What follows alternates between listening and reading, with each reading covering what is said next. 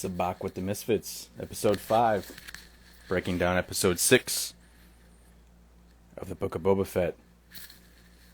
Get everybody in here, and we'll start it out. Let's get the Golden Trooper. We'll get Dark Star.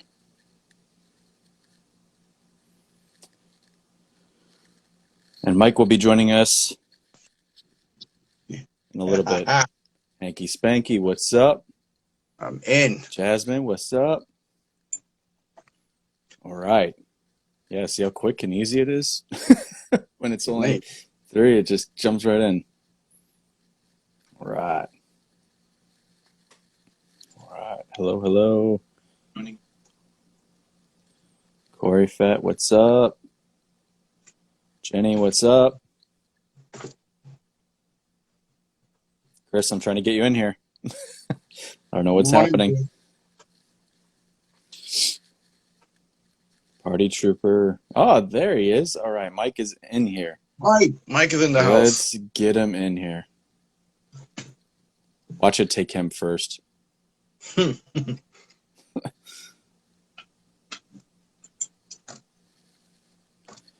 Unable to join. Okay. I wish there was a way to start this after everybody's already in. Yeah. There we go. We got Chris in here. All right. What's up, second sis? Mike, I'm trying to add you in here.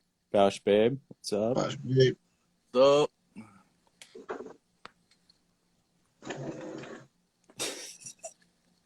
All right. This is always the project. Everybody go grab your popcorn while we wait. yeah, right. This is always. Sorry, Mike. We'll get you in here. Hey, Bosh, babe. Check it out. Bam. Yeah. General Kenobi. Hello, everyone. Hello. We're going to get this rolling as soon as we get Mike in here. Yes, because we got lots and lots and lots to talk about. Holy. What's up? There he is. Hey. God, that's All the right. first time I have experienced that. That is aggravating. I could feel you, Chris, last week. That was aggravating. See? Welcome to the club. We've all Right. been through it. All right. How is everybody? Oh, man. And fucking tabulous. Hell yeah. Living, Hell yes. living, I am, living the dream, man. Living the dream. Right. Chris, I am digging that hat. I had Loving to it. go Filoni style, man. I was going to say, Yeah. Filoni style. Yeah. All right. We have a lot to talk about. Man, I And- feel like I need a hat. Give me a second. Yeah, get a Come on, hat. put Get me a on. hat. One second. If I had one like Chris's, I would definitely be wearing it right now. Even got a Yeah. Star Wars themed one, you know. There you A little go. baggy. I'd have to pop it up a little Gotta- bit. Where's my Empire hat? Hold on one second. Right, I was going to say, I had to do the Empire. Some kind of Since Star everyone Wars else. Well, thing. mine's kind of got this mythosaur, thing on it. Hey. Oh, that is kind of cool. Right. No, we're gonna go Misfit Troopers. We're not going. Oh, yeah. Grogu's All right. Nice. Yes. All right. So we are all decked out in our Star Wars hats. Episode 5. Spock with the Misfits. It's crazy. We're already on the 5th episode of this. It's crazy. Like, I feel like we just started this, Wow. a couple weeks ago. Right. And it's also sad because there's only one episode left of Book of Boba Fett. Ugh. So it is what it is. But we're going to have tons of Star Wars to talk about going forward. Oh, yeah. So, anybody got anything to say before we get into it? We're going to break it down scene by scene like we do every week and add our 2 cents and Yeah. go Got from a there. couple- Got a couple of news articles. Give it to us. There's going to be the young adult novel, Lost Stars, is apparently going to be adapted to some kind of animation thing. Whether it's a movie or a series, we don't know, but it's going to be a Disney Plus thing. And as I Okay. said last week, Anthony Daniels has been seen in the mocap suit. So Ooh. I heard that. could he be in that as well? We don't know. So, And Is that like a High Republic era? no, this is in between Jedi and First Order era. It's supposed to bridge some kind of gap between there. Oh, what Mandalorian era, more or Yeah. less. Yeah, but Okay. it's older than Mandalorian. Like it's an old book. I think it came out like 2015. I think I saw it. Yeah. But yeah, no, interesting stories. Like we always want to know what happened in between there. So cool thing to see. I like the young adult books. They're great. Like good reads. Yeah, they Yeah, are. they're easy to read. I like them. So there's huge news for everybody that ordered their Razor Crest. They're finally sending out tracking numbers for that, so you guys may actually get them this year. We'll see. I'm not holding my breath because apparently everyone else has gotten tracking numbers. Mine's still just chilling in progress. So mine's one of the ones at the bottom of the ocean we talked about last week. Or that fucking that tanker that just fell Yeah. over. Jeez. Right. But One day. other news, it's Warwick Davis's birthday. Hey. Ooh, nice. Hey, Warwick Davis. Wicked. Been all sorts of stuff. Yeah, A wicked. lot. Right. Carlito, what's up? All right. You got any other news for us, Chris? That's all I got for this week. I had something else and I totally forgot what it was, but I didn't write it down. I was watching some video like, oh, that's neat. All right. So we will break down episode 6. So we open up the scene. We got the Pikes loading up credits on their Camtona, and they have a chest that they're loading up as well. Pans over, and it's Cobb Vanth standing there. And Boy, like me some Cobb Vanth. yes. So he's a whole mood, man. Like Yeah. that guy is just like. In fact, I was talking to my wife about the different roles he's played outside of Star Wars. I mean, he just is the sheriff. Like that's just like he is the Wild Western sheriff, and he owns it. I mean, it's Dude, great. Justified. Right? Yeah, he's amazing in Justified, and like it's great to see because there's some of those actors that like get typecasted into those roles, and they don't translate to other genres like sci-fi. But even with this, like it's just he's great. Like even if it's a sci-fi, sheriff, whatever. I mean, he's perfect. I don't think there could be anyone else that would fill that And role. he's so comfortable in it too. He Right. doesn't feel like he's trying. He's just being himself, and he's he's got just that swagger. that cool. Yeah. Yeah. Very cool. Expect Cobb Vanth cosplay in the future. Oh, hell yeah. Oh, yeah. Hell yeah. So he asked the Pikes, so you know where you are. And Pike, of course, goes to grab his gun. And Cobb says, you better think that through. I mean, just a typical cowboy. Right. He goes on, explains that this is his territory and that, nobody's going to cross through. I guess you read the map wrong. Yeah, right? Right. Tells him to pack it up and just leave and nothing will happen. But guess what? Of course, you got the Pikes. They're going to just start shooting at him. So he just mows them down. I mean, just that quick draw just takes them all out. One guy left. Two guys. 2 shots, 3 guys. Yeah. Both in 1 shot. That was fucking... Yeah. But he got the one left. But let's not to get ahead of ourselves, but that was perfect foreshadowing for what happens at the end. Oh, absolutely. Right. Oh, Absolutely. How quick he is. But Right. Right. Exactly. They wanted to show that this is a really skilled fighter, gunslinger. Right? Yep. Right. That old West kind of motif, and that But we'll talk about that more later. Yeah. Right. So he goes on and he says, he's telling the one Pike that's still alive, he goes, if anyone crosses through running spice in Mospelgo, will be lost forever. Tells him to take off and leave, but leave the chest.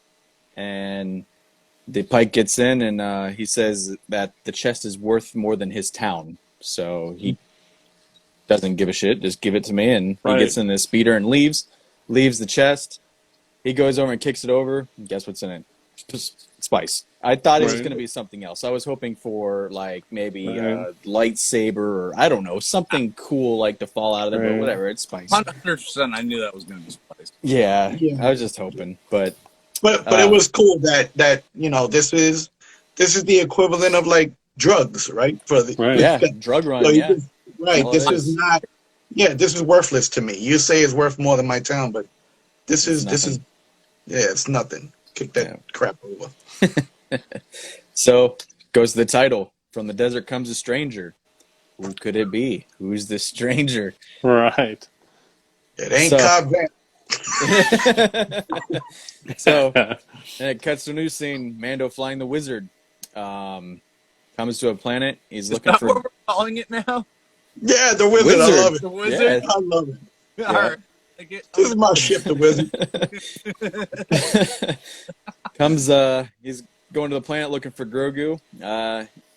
You see R2 opens right up to R2. That was Yeah. exciting. I love that.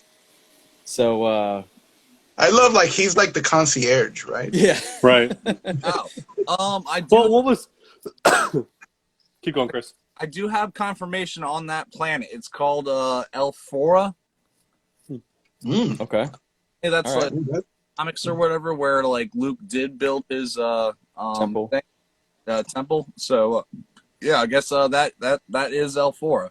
Oh, okay. Cool. I just found What? that. So Had Sweet. that been confirmed prior to this episode? not that I know. Like I don't think Yeah. mentioned in comics, not in the Return of the Jedi book at all. Not Return of the Jedi, but The Force Awakens or no, the one we don't speak of. The Last Jedi? I love that movie. The Last Jedi is one of the best ones. Go back and rewatch it now and see what you think about it. I highly recommend. But yeah, So, I saw it today, and it's Elfora. Don't take my word for it, but it seems to be that is Elfora. okay. I mean, What- I mean, they spent all that time building the temple. I mean, well, they didn't, but Right. the robot ants did. Yeah. But In the it's got a bunch of different huts next to it as well. Like it's Right. it pretty much like with the mountainscape and everything, it looks the same in the picture. That I Right. okay. All right, cool. I did also see a side by side of the flashback from The Last Jedi, Right. where the temple's blown up and the landscape looked identical. I mean, other than Yeah. the fires and busted up temple, but yeah, it Sweet. looked pretty identical. So maybe we're Um, gonna get a young Kylo at some point going through there. Well, it's- I did Obviously not in the series. I did want to bring up something that Golden mentioned last time was, we talked about how the Mando has like massively improved and progressed with droids. And I thought it was just awesome the way he referred to R2 when he hopped out of his out of the wizard. Because he was like, "Hey, little friend," or something hello, like that. Like it friend. was very like friendly, like shocking Yeah. for him. Like, but I mean, you gotta respond to R2 that Oh, way. I yeah. mean, this is kind of what it is. But it was great to see like that friendly behavior towards droids instead of like the indifferent whatever behavior he usually does. Yeah. So yeah, Mando hops out of the wizard and says, "Hello, friend. I'm looking for Skywalker, and he's here to see Grogu." R2 starts leading him through the forest, which was pretty cool to see. I mean, all the bamboo and everything. It's kind of like that, samurai feel kind of. I don't know. That's what I was kind of getting from it. You see in the distance ant-like robots carrying boulders, and they're building the temple. So Mando gets there and asks if this is where Grogu and Luke are, and R2 just shuts down. Doesn't say a word. I got him out. So then the ants start building a bench, and he's like, how long will I be waiting? And then they start putting some stuff down to make it into a cushion because he's going to be there for a while. So, Right. We'll be here in a while. So then it switches scenes to Grogu in the field. He's meditating with Luke. They're deep in meditation, and of course, here comes temptation bouncing across the field. And it's a frog, of course. Goddamn frogs. So Grogu's sitting there acting like he doesn't see it, and then he kind of does like a little side eye, and then you see him go to jump in the lake, and then Grogu lifts him out of the water, or before he hits the water. I mean, before we go even further into that whole, hey Grogu, before we go even further into that, I mean, did anybody expect that we will be getting any scenes with Grogu in this series? No. With Luke, No. you I know, No. I mean, this was so out of left field. It was so welcome. Yeah. And I do want to, in our side chat, our viewers may not know this, but in our side chat, Chris, you made the perfect kind of uh, uh, analysis of how this series is being paced. Right? It's exactly like the Clone Wars. Right. Right? Yeah, and Right? like now that like if you can get that into your head and understand it, and if you watch the Clone Wars and everything, the whole fucking thing makes sense now. Like, Yeah. Yeah. Right. yeah, okay, oh shit, this is what we're doing. It is fucking Filoni. Like, Yeah. This is pure Filoni. I mean, sure, it's the Book of Boba Fett, but just like the Clone Wars, right? You would have these story arcs, compact, over the course of 2, 3, 4 episodes, depending on how in depth it was, and then you'd go on to the next story arc, and then somehow they would all tie together, right? yeah, And this is Right. exactly what we're getting, and it was so unexpected for a live action show, but Right. did I welcome. watching Yes. like a bunch of droids like just wandering around in the desert for 3 episodes? Not exactly. It was kind of comical, but yeah, no. Like you get that 3-story arc, and then it wraps up, and they come I back. completely forgot about that arc. Good God. Yeah. It ended with the coolest commando. Because then that's when they introduced Gregor, but it was there was that one, and then there was the Gulliver's Travel arc that they did with the droids like going through. I was like, what is this? Right. Those were the definition of filler episodes, right? Right. Yeah. Definitely. But yeah, it's all, everything's tying back together. It's perfect. I mean, and it's Book of Boba Fett's not going to end here. You're going to see. I would hope, anyways. You're going to see Boba in The Mandalorian. I mean, they're not going to. What's going to be comedic, and I'm kind of hoping this happens because I'm a huge Bubba fan, and I haven't been critical of the series up until now. I have the probably the opposite opinion of everyone right now, that I absolutely feel terrible for the fact that I loved every moment of that episode, but I also thought it was the oddest placement for it. Yeah. Like if it was in the beginning of the series, okay, I would have understood your character building, but like the second to last episode, I would have expected more Boba hammering out to this massive fight. Yeah.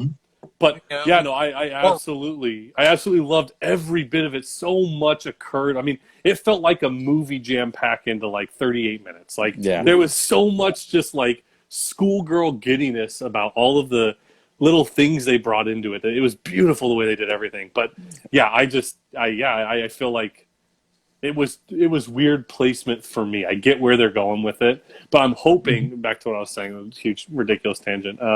But I'm hoping that Bubba takes charge of the Mando series because the Mando's taking charge of the Bubba series. I could see that. That'd be funny. Right. And tell them this is how it feels like, all right? Right, exactly, because that's exactly what I feel like. The moment the Mando showed up, it became just, I feel like it's almost what everyone was hoping, like people getting cut in half, awesome speeder chases and vehicles. I mean, it was just awesome. And now it's like Luke and all of this going on, but like I feel like the Mando, it's going to be like Bubba's going to come in this like ridiculous manner, and it's going to be just this awesome show about the Mando with Bubba. But yeah, I don't even think the war's going to be done in the next episode. It's going to roll over into Mandalorian too, I think. Right. Yeah, it doesn't feel like we have enough time to really wrap up this story. Right? I will say I will lose my shit if this episode is anything short of 40 minutes. Like I will flip a table, I'll throw something. Like it cannot be shorter than 40 minutes. Like there's so much that needs to occur that if they shortchange it, I'm gonna be so just like, oh. They need to. Yeah. I feel like it's gonna land. It's gonna fucking piss me off. It's gonna land. Right. Yeah, I think so too. Well, because we still have that Rancor. We've already been given, right. We still have the Rancor. Like I'm banking on that Rancor scene. That's no way packed in there. Yo, listen. Yeah, there's no way they're gonna plant that seed of Boba riding the Rancor and not Man, That's give us what if we're they like expecting. bring the Rancor out and it gets murked like right away. right away, the I'm just bantha. gonna like Like the again bantha. another table. I'm just gonna line up tables in my living room and just start flipping them every time something happens. Yo, let's get a fucking kaiju fight. Rank war versus fucking Thor. Yeah, So, I'm still kind of hoping for Boss to show up so we can see him and Chrysanthemum battle it out. Right. Yeah. I mean, we'll get into that a little bit later because I feel like he's going to be teaming up with another person that we'll be introducing here in a little bit. But I do see everybody talking about the CGI. The CGI on Luke was amazing. Phenomenal. Right. Amazing. And Bouchbear said it was a YouTuber they hired for the deep fake, which is insane. But wow. It's so much better than the Mando's CGI. I thought the Mando's CGI of Luke was lackluster at a certain degree. Like it just looked just off compared to what at least in my mind's eye, would have pictured Luke. This CGI for him, it was entertaining watching because it brought me back to being like 6 years old watching this because like it looked like Luke Skywalker. I mean, it was his movements, his body, his face, even the like voice. It was mind-blowing. Well, I think it was Mark Hamill, no? Right. Who reprised, I mean, they just toned it down or did their little magic on it to make it. They did like a de-aging to the voice. Right. Yeah. They did use a different body double this time, though. Like a body. Okay. Not the guy that like who was the lieutenant that we saw in the playing the first. Like when I was looking at the credits, it's a different guy. I didn't write his name down, but kudos to you. Like, but this time around it was so much more fluid, right? I mean, where in the Mandalorian season 2 finale, you know, for the action sequences, his face was covered. Right. But with this one, it's like it was just fluid. It was nice. He was able to move and flip, and I mean, we're getting ahead of us. And his mouth too. I mean, it's just when he's talking. I mean, it fit perfectly because the Mandalorian, when he was talking, it kind of seemed like just open and close, open and close. It wasn't like any movement or anything, but the whole facial thing, it was crazy. Well, and like there was that one scene, we'll get to it, but he's on top of the trees and looking out, and like with his eyes closed, that was just like like an oh shit moment. Like that was so amazing. Fucking lying and shit. Right. You get the thing in the background and everything, sunset, all of it. Don't go to that. Don't go to that little cave over there. Right. If you do go to that cave, don't bring anything with you. Right. How cool would it have been to see a scene like that, right? Yeah, right. Right. So back to the meditation. Right. So the frog jumps in, and then Luke kind of does this. That's the first time you get to hear him, I think, speak is when he goes Grogu, and I'm like, holy shit! Like that sounds just like Luke. And then they go back to meditating, and then you see Luke lift all the frogs out, and Grogu's eyes got super big, and he just got all excited, and then he put them down. Yeah, why snack when you can feast? You got to learn the fork. Yeah, exactly. So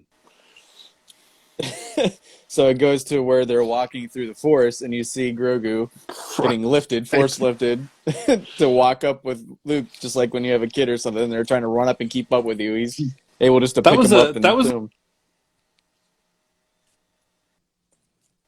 Oh, we lost your audio. We lost your audio, Mike. Right.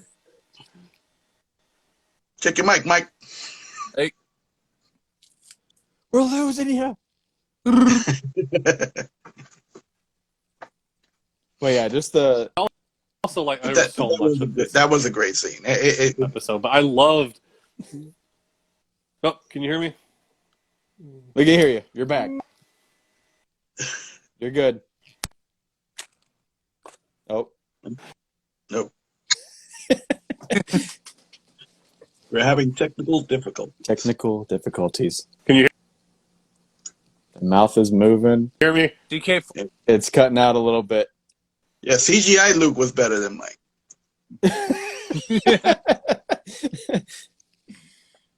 So, still cutting out a little bit. The power of the Force. Yes. So we're gonna go back on. He'll jump back in and say what he was gonna say.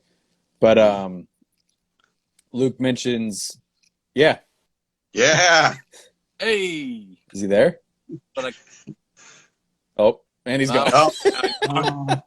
That was like the last hurrah, right? Yeah. Not Can one you hear me? horse. All right. So he'll join back in. You get Luke mentioning to Grogu saying Yoda said a quote of "size matters not," and he would say kind of spoken riddles.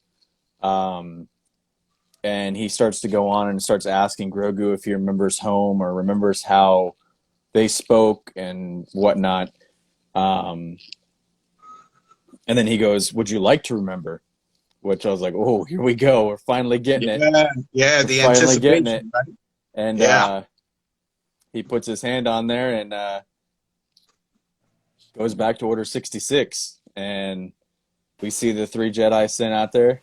He's back. Hey. Yeah, Hey, right. can you hear me now? We can hear you. Yes. Good God, like I've got this Brian. adapter thing, and like I bumped it, and then everything just went quiet, and then it started like Wi-Fi issues. I don't know. What were you going to say, though, about So going through yeah, Force? I loved the parallels they drew between Yoda and Luke's training of each other and everything. Like the lifting the frogs. I don't know. I instantly just like got back to like when Yoda was lifting the X-wing out of the swamp in Dagobah, because it was like Grogu struggled so hard with just that one frog. I mean, it's struggle, but like you could tell it was an easier task for him. And then Luke just lifted like a million of them out of the water, and it was almost that moment where it's like, see, like things are possible. Which I just like I said, giddy schoolgirl moments the entire time, because like there was just so much tying into it, which I heard briefly about this upcoming flashback that just was amazing. Yep. So, Stroud, what's up? Then we see those damn 501st. Yeah. So they start lighting up the 3 Jedi. Now, Barris's crest was on the wall, supposedly, in that scene. Barris? Yeah. So they're thinking that she may have been the one to save Grogu. That's just kind of like a rumor thing right now. But yeah, her crest is on the wall. We don't know where she is, like, after, like, they took her away after that trial. Yep. Interesting. Yep. Right. So that would make sense to, like, maybe redeem herself and come back in the Yeah. Right. Maybe. Yeah, coming back, right? Because her and Ahsoka have. Yeah, they were tight. Yep. Nice, yeah. Yep. Well, God, that would be awesome. Well, then on top of it, like. Oh no! We lost you, Mike. We can't hear you. We can't hear you. It would be cool to see Barris and Ahsoka. Wow, it's Barris funny. and Ahsoka again? Oh, hell yeah. Definitely. I would love that. Post Jedi Order, because fan theory, Mace Windu saves Grogu. I mean, Barris wasn't a different thing. I hear so many people talking about Mace Windu. I sincerely hope that they do not bring back Mace Windu. Like, I love Samuel L. Jackson. I love Mace Windu's character. But he's gone. Yeah. There are so many other characters. Like to bring him back would be just a stretch of the imagination. And it would kind of like where would he have been throughout all of these events? It makes no sense to bring him back. You know, let's let tell it in the let him comics. rest. You could tell that story in the comics. Even if he did survive, yeah, I can see him getting thrown out the window. He falls into the fucking Coruscant underworld, and he has to figure out how to survive living in this Coruscant underworld that, like, he's not used to. It's just gangsters and thieves and all this shit, and like he's always the righteous guy, but like he has to survive down there and just, I don't know, kill him off at the end of the run some way. Like, I'm just leery about introducing too many Jedi. Yeah. It's Yeah, like you gotta. throughout the original trilogy, we had, Luke fighting this, this lone battle. He's always referred to as the last Jedi, right? So, to know that there were other Jedi's in hiding that just didn't help him out, that kind of sucks. Like Ahsoka, all right. We love her so much that we'll give her a free pass on it. But to know that you had her, possibly Cal Kestis, Mace Oh, Windu, come on. Yeah, there's too yeah. many Jedi just hiding out, and you're not getting involved. No, I don't want to see him come back. Just for that reason alone, because we there's no mention of him post I Revenge of the Sith. Yeah, I mean, but nobody's really ever gone in Star Wars. I mean, how many people Yeah, have that's true. died and then That's what I'm just afraid of. come back? I mean, that's That's what what I'm afraid of. Yeah. you We're had good. that happen with. All in one. Yeah, there's just so many people, but I, I mean, I I could see Mace come in and save him, but die in the process. Because again, Mace was, at least in the legends, he was, if I remember right, labeled as like the sword of the Jedi, where he was like this warrior meant to, suffer and yada yada yada. Yeah. I mean, it would be, he could end up saving Grogu, but dying in the process. That could I be would Well, take something that. that I would eliminates take it. it's that. funny. It's funny. Bosch Babe just said the same thing. She's Right. gets thrown from the window, runs back to the temple. I don't know how he's gonna pick up Grogu without arms, but it can happen. Maybe he does one of those. And nubs it, yeah. Yeah. He's not elbows. Right. But Wasn't Mace like the like number two besides like Count Dooku as far as like lightsaber fighting? Like yeah, he oh, yeah, he's one of the only ones that mastered every fate yeah. or Yeah, what he was the Chooses only one his that chin. could. He was the only one that could master and Flashpoint. the Vapod or Seventh Style that was like. Yeah, only he was used on for dark Sith. side. He's been on Yeah. both sides, so I mean, he's got it all. Right. Yeah. Right. I mean, he beat Palpatine. Uses his chin. Yeah. Yeah. Right. Well, Right. All While right, saying so fucker the entire time. Tron keeps trying to skip ahead. He keeps reading Yeah, extra Tron. chapters. No So spoilers the book for until everyone. we Yes, I like spoil it that. first. No spoilers. I told you at fucking 7:30 in the morning. So All right, so Luke tells Grogu that he's going to train him and to protect himself. So then it flashes back to Mando, and he's waiting on the bench, but he fell asleep. Gets startled, or well, R2's back awake again. So he gets startled, and Ahsoka's sitting there, and he tries to almost draw on her, and she tells Mando that R2 led him to her instead of Luke, kind of like as like a middleman, make sure everything was okay. She mentions to Mando How that unexpected was it? How unexpected was it to see Ahsoka? I mean, Right. everybody's just popping up in here. It was Luke, just, it yeah. was so. I loved it though. I loved everything. I mean, I know Right. we're on the whole like it's Book of Boba Fett, but getting all these characters and stuff was just amazing. I'll take it all. I don't care if as long as it's Star Wars or whatever. I got over it real quick. Yeah. Boosh Babe.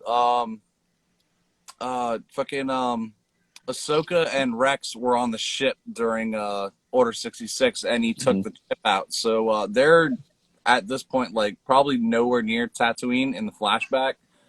And the next time we see them is in the Bad Batch, and I forgot what planet that was.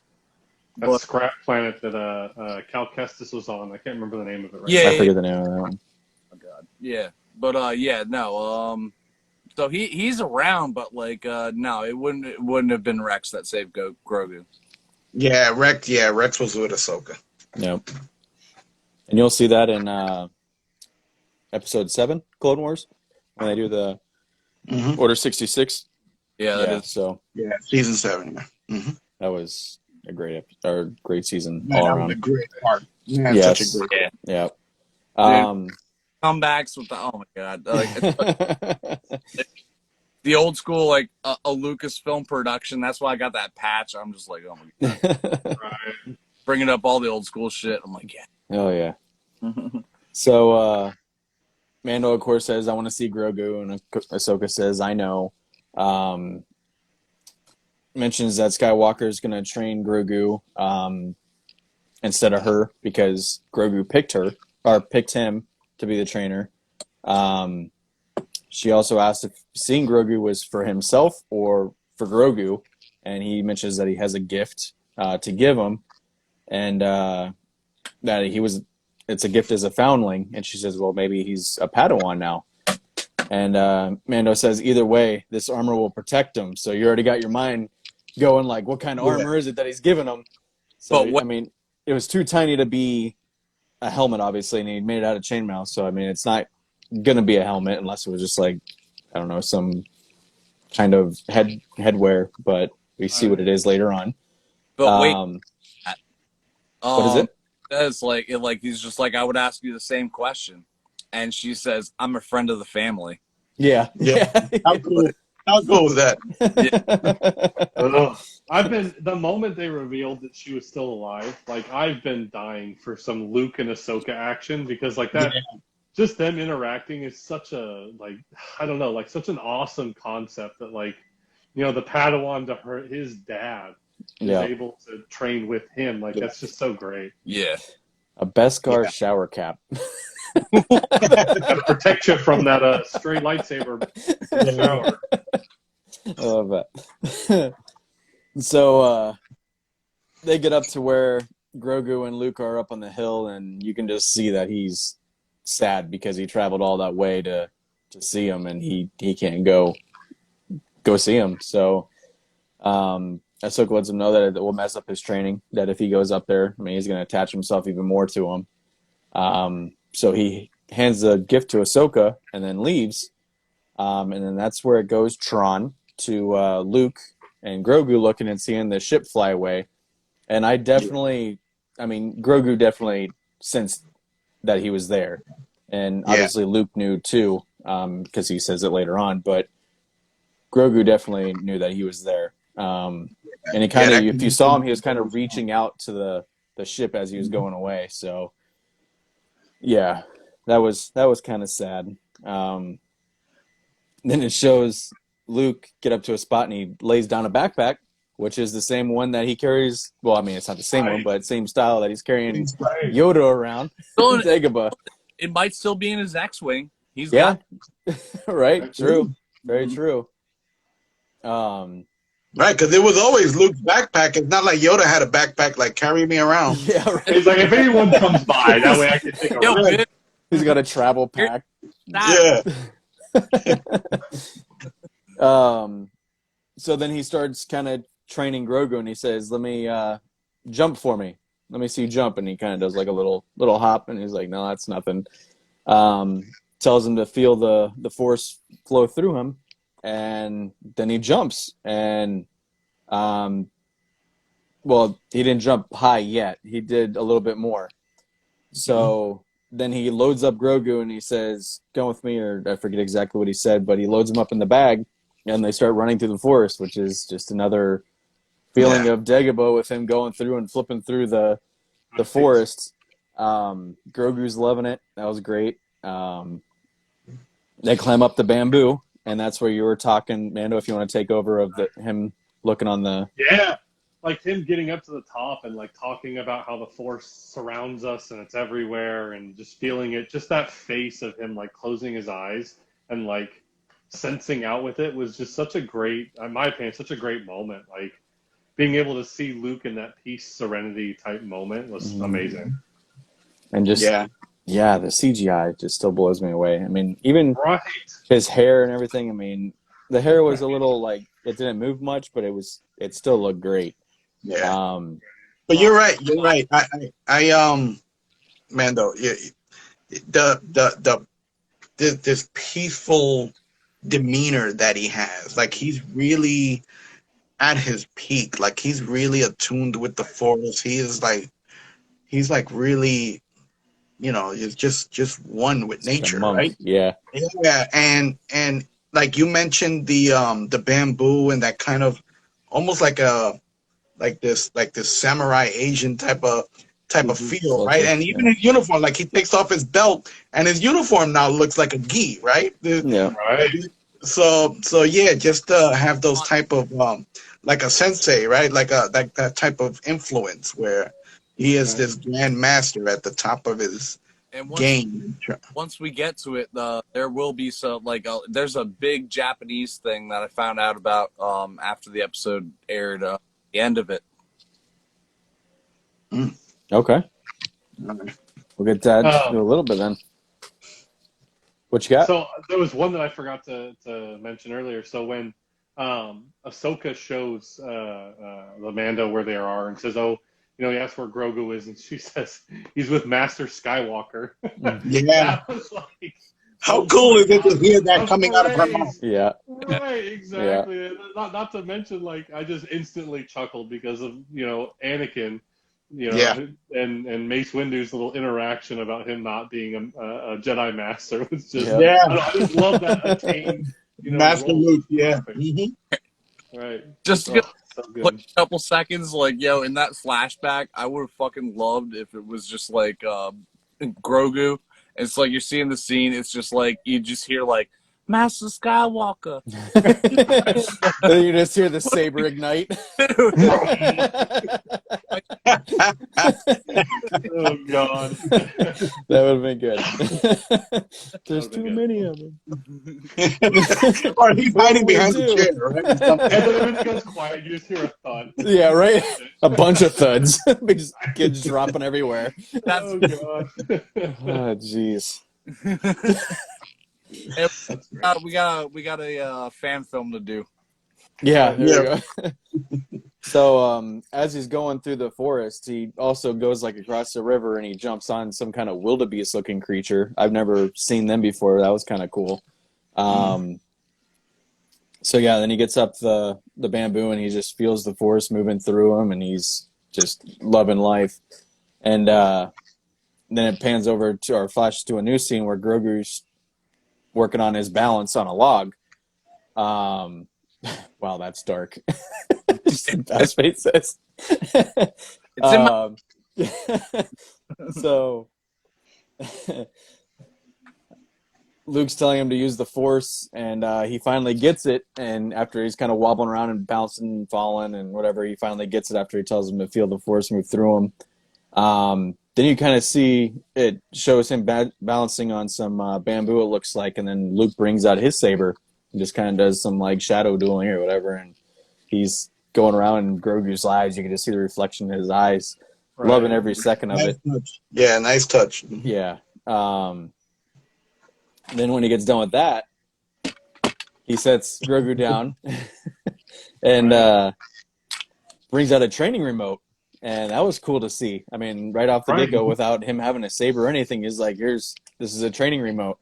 And, of course, Grogu sees a ball, and he's like, oh, my God, like, and rolls it across, and he goes, no, that's not how that works. And Luke starts it up, and it kind of does the sounds, and then it shoots a bolt at him and knocks him back. He kind of tells him to get back up, always get back up.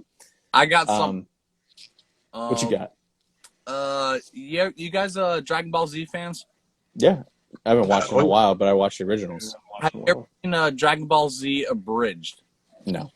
There's this YouTube series. If you look it up, it's from Team 4-Star. It's fucking hilarious. It's just basically like Piccolo teaching Gohan the whole time, and all he's teaching him is just dodge. Like, get the fucking way. Like, dodge. Like, and that's pretty much what Grogu was doing. I mean, he was just bouncing around, or jumping and dodging all the bolts.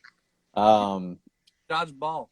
Yeah, you can dodge a wrench, you can dodge a ball. Dodge ball, yeah, that's the new thing. So then you get to see Grogu.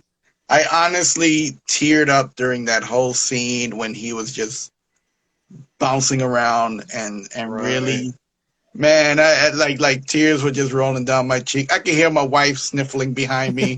You know, it's like it's like you see a child coming into their own, It's and like, yeah, your kid making his first steps or something. I mean, all you've seen is him fall over and stuff and walk, yeah. and you never got to see him actually like flip around or anything. So that was awesome to see. Um, Ahsoka walks up, obviously, and then you see Grogu force grabs the remote and then breaks it and drops it and it goes into the into the lake. So that's gone. Right. All right, I hope Luke has more balls. Yeah, right. That was the only one. That was the one from the original. Right. He's been carrying that around with him forever. God damn it. Well, my school's off to a great Yeah, start. right. Falcon. Right. God damn it! I gotta do it again. He tells when he's talking to Ahsoka, he's remembering. He's not training, or he's not getting trained. I think he's remembering, and they were talking about how Mando shares a strong bond with Grogu. Showed him the gift that that Mando wanted to give him. Luke also looks to him and looks to Ahsoka and says, "I wonder if his heart's in it."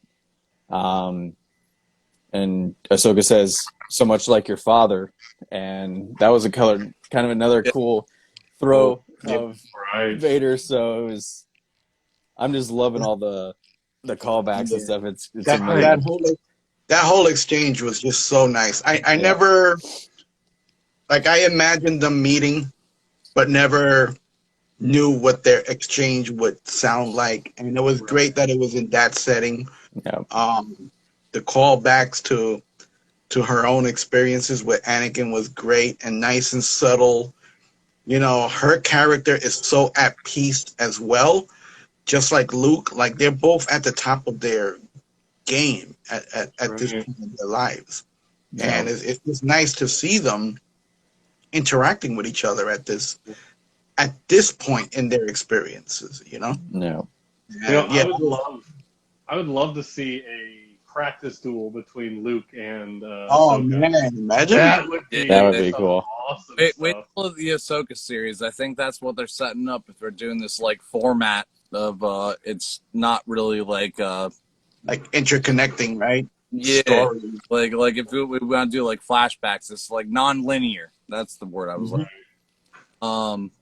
Yeah. Because she seemed very calm for someone who's looking for Thrawn. Yeah, right. That was kind of my vibe. She was so angry before, and now she's just like, she's like, "What's up?" I'm gonna head out. Don't worry about it. I'll be back. Well, we may cross paths again. I got, But that's but Thrawn is her trigger. Yeah. Right. Like even while she was interacting with Din in that episode, she was still at peace. Yeah. She was cool. She had no fear. The enemies, there were no problem. She was taking them out.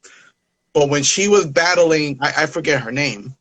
But when she was battling her and mentioned Thrawn's name, that's her trigger. Like Thrawn is her trigger. That's her kryptonite. That's her weakness.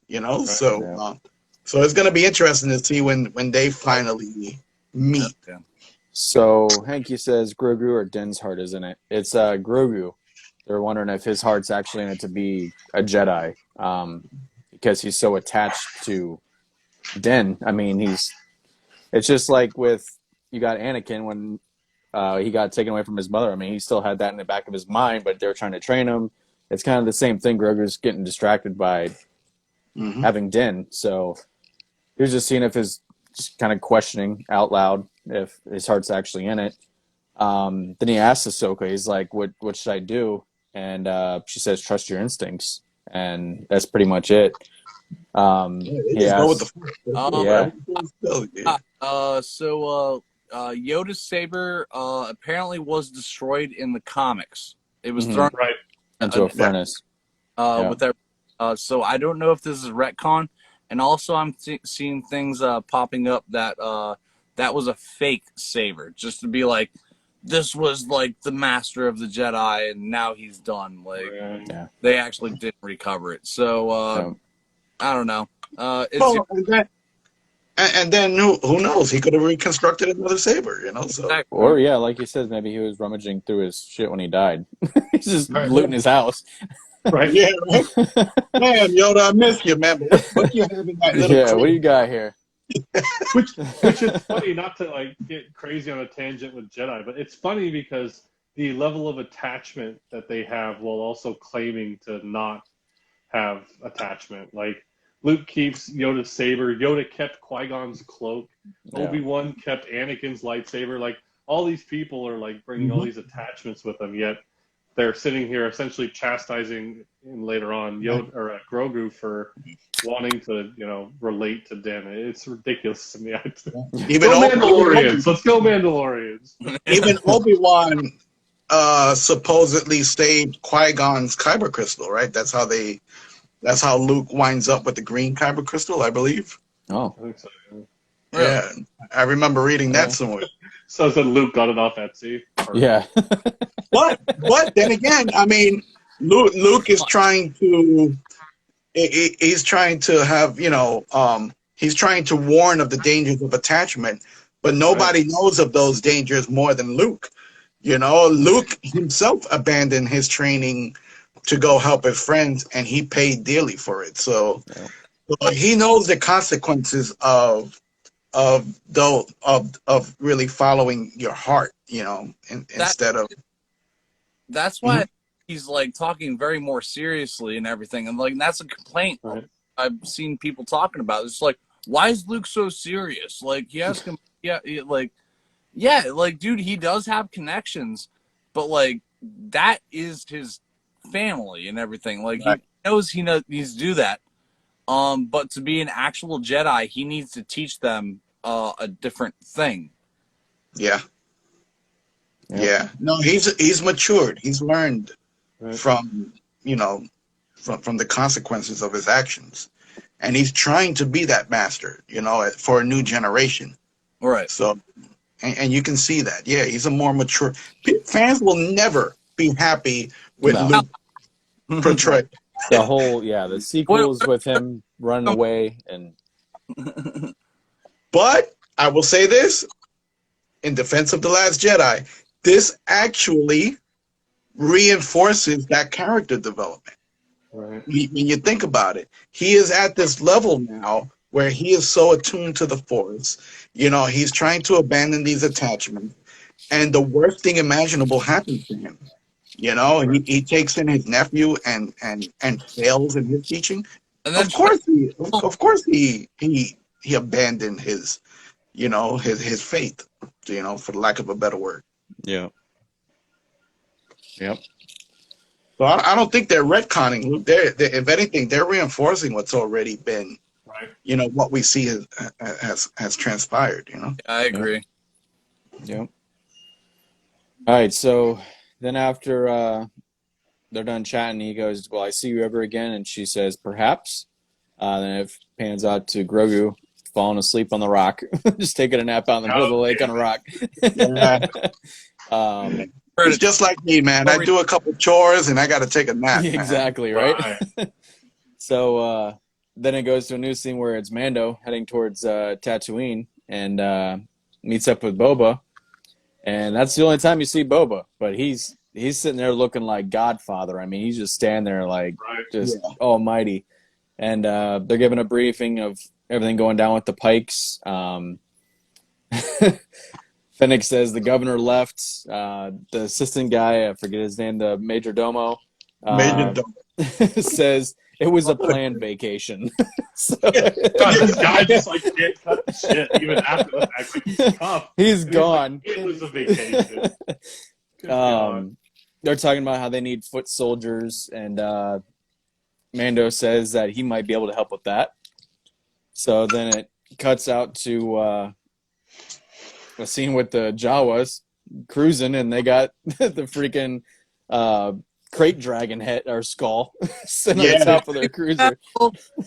Just looking like badasses. Yeah, I need to get that hood ornament for my Mustang. Right? They kept that ride for sure. And they're all cheering because I don't know if they know it's Den or not, but I mean, they were all cheering like they knew it was him coming back. Right. Yeah, what were we talking about earlier? I think it was in our chat. Fucking, we brought up Mad Max or whatever. Yeah. I was like, fuck yeah, dude, like metal and shit. Like, They were metal. I'm just thinking like the logistics of getting that big of a skull for yeah, that small of Right? people up on top. Like How many of them in Tying check? it down, right? they ant colonied it up like just on top of each other, like stacked, like all the way up to the top. It's crazy. dude, I'm picturing stacks of Jawas right now. I'm like, what? They would do that. Oh yeah, that's right. The parts came from the Jawa, so that's how they knew it was Right. him. Duh. Yeah. Makes sense. Yeah. Duh. So, Cobb That's a good shows- connection. I forgot Yeah. about that. Yeah, Right. I didn't put the two and two together, but yeah. So you got the crate dragon skull, and he shows up, and the first person you see when he lands is Cobb's new deputy, and you'll come to hate him later on. But Yeah, do a quick draw McGraw. Yeah. He'll Good come God. at him very quickly. yeah, so Cobb pops out around him and says, "Sorry, that's like the new deputy." And he goes, "Is that a Naboo starfighter?" And it started out that way, like there's a lot of upgrades. I love that where, and we've gotten to see Yeah. this, but like Din can go to certain places and like I know the guy, I know this guy, I Yeah. know this guy. Like I can come here and like let me go talk to like he's known at in certain locales, and Yeah. that's just cool. It makes it feel like a smaller universe a little bit, you Yeah. know. Yeah, and exactly the rib cage. Gonna Right, get to that that. was They awesome. they go back in. He's gonna buy him a drink, and you go back into the canteen, and there you got the rib cage Okay, Right. of yeah. the dragon. So that was pretty cool. First, Din asks him how he's doing. He's taking it easy. They go in for a drink. Din's talking to him and talking about how he needs people for this fight, and he wants Mos Pelgro to help him. But now it's called Freetown. You got Yeah. Weequay in the back yelling Freetown every 5 seconds. Just let Yeah, you we know play that. with all the annoying. Well, what was cool about that was because there was a lot of inconsistencies with one of the Aftermath books that they came out with, because they had a whole thing where essentially Cobb Vanth was part of one of the mining guild hut, some sort of crime syndicate, and he purchased the armor for them and then stole it essentially and kept it as himself. But he went and liberated a town that they eventually called Freetown in this book. And so that was what they called it in the book. But then when the The Mandalorian came out, all of that got flipped on its head because he didn't steal it, he bought it. And then the town was Mos Pelgo instead of Freetown. So that was cool for that guy to be like, it's called Freetown. Like, several times, like no, it's Freetown. Yeah, bring it back into canon, right? Right. So yeah, he keeps going back saying that they're not about that life. What is it to them? They don't need a fight. So he said it's not easy to ask for a favor, and basically they'll see what they can do. So Mando leaves. Cobb tells Weequay and them that get everybody that's able to fight or wants to fight. And then it pans over and you hear the wind chimes going off, and you're like, okay, this is kind of like westerny. Like, let's see what's going on. Right, exactly. I would have died if they had like some kind of Star Wars theme like that.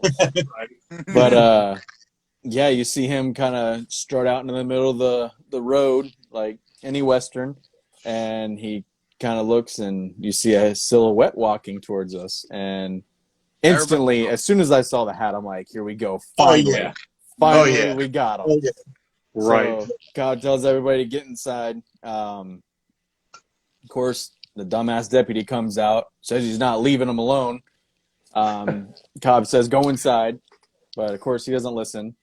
Yeah, he gets closer and he looks up, or he doesn't even look up. He's just looking at you. You can already tell by his boots that it's Cad Bane. I mean, I lost my shit. I think I even started like clapping. I started clapping. I was like, oh my God, finally. I was so pumped. I'm so glad we got him finally.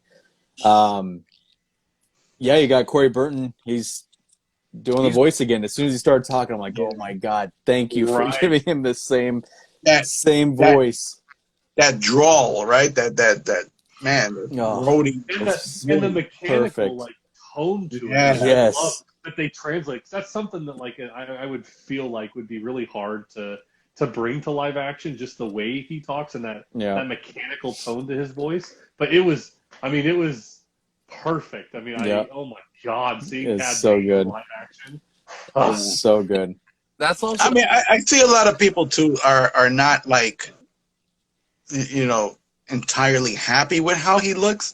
I think he's just fine. I'm happy to have him. He's older too, so I mean, he's kind of he's losing his color probably. I mean, he's shrinking up a little bit.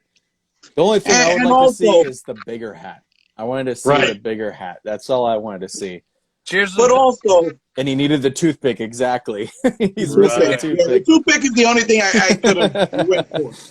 But then, you know, compare it to Ahsoka's debut.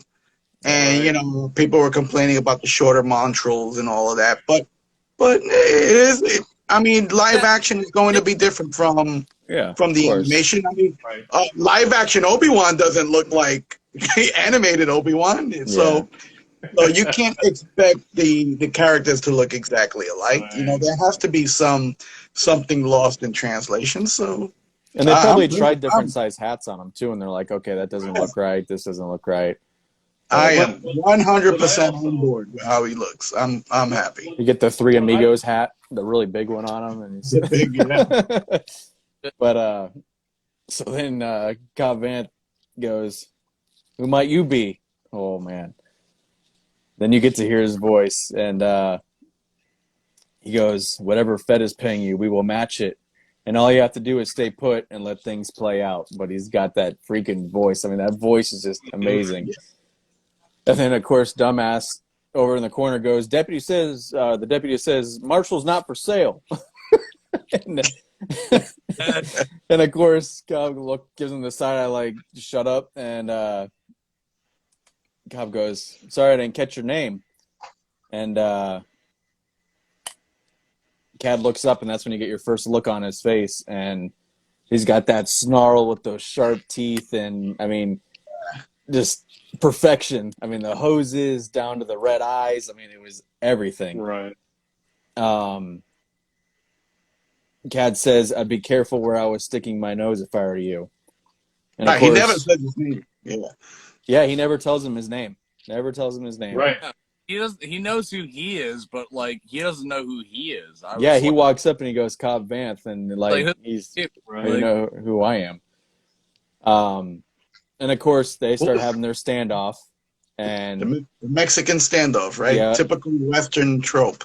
And you got the rookie over in the corner, kind of not knowing what to do, and he's slowly inching up, and Cobb goes, "Is that friendly advice?" And you see people peeking out the windows and everything, getting ready for the shootout. And Cad Bane says, "Boba Fett is a cold-blooded killer who worked for the Empire." Cad says, "Tell your spice runners," Cobb says, "Tell your spice runners that we're closed for business and this planet has seen enough violence." Cad says, "You should have never given up your armor," and moves back his coat and exposes his blaster, which was pretty cool. I mean, to see his that was pretty neat. Do you think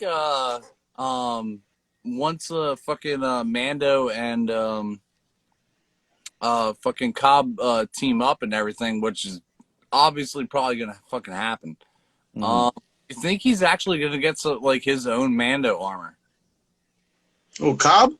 Yeah. I if he survived, I don't think he's done. I don't think he's done. Yeah, I hope he's not done. Now his deputy's done. Oh, his deputy got shot like Cad Bane had it out for him. Yeah, Cad Bane, you talk too much, you're gonna get 3 shots. Yeah, it seemed like because he knew that Cobb was kind of not being an aggressor, but he could tell that the deputy was like, "Okay, well, I'm gonna shoot you," and the only reason why Cobb went for it was because the deputy was going for it, and well, it looked like it hit him in the shoulder. Like it didn't look like it was. Like, it was a little hot. Deputy, yeah, like all over. Just he's dead. Maybe he's just but- going to get a mod now. He's going to have a That- robotic arm. We got the mods. There you go. Get the mods on him. Oh God. Get And him then a he can get scooter. a Vespa. Get him He a can get scooter. a mod, a Vespa, and some armor. I'm leaving. And the sound of the blaster, too, Right. was perfect. I mean, I loved also that Cad Bane, in the few minutes that we saw him on screen, he is true to his character. Like, he is always one step ahead. Yeah. You may not know who he is, but he knows exactly who you are. He's done his research. He already knows how this is going to play out. If Yeah. anything, his skill is only matched by his ruthlessness. He already knows. He's done his research. So Now that you're saying that, you think he'll flip, like in the midst of the war, like I don't think so. I don't think Well, Cad's what I going thought to. was one he comment knows we how to kinda play see- out, and it'll just be like, all right, I'll win for you now. Like, No, I don't think so. I don't think so. Yeah, The it'll be interesting. Pikes though, have because- money, so it's not like Boba's going to match whatever they're paying. Yeah. Well, and then on top of it, we missed a comment that he made talking about Bubba, because he was trying to talk him out of working with Bubba, because he was like, well, Bubba's a cold-blooded killer. He worked for the Empire.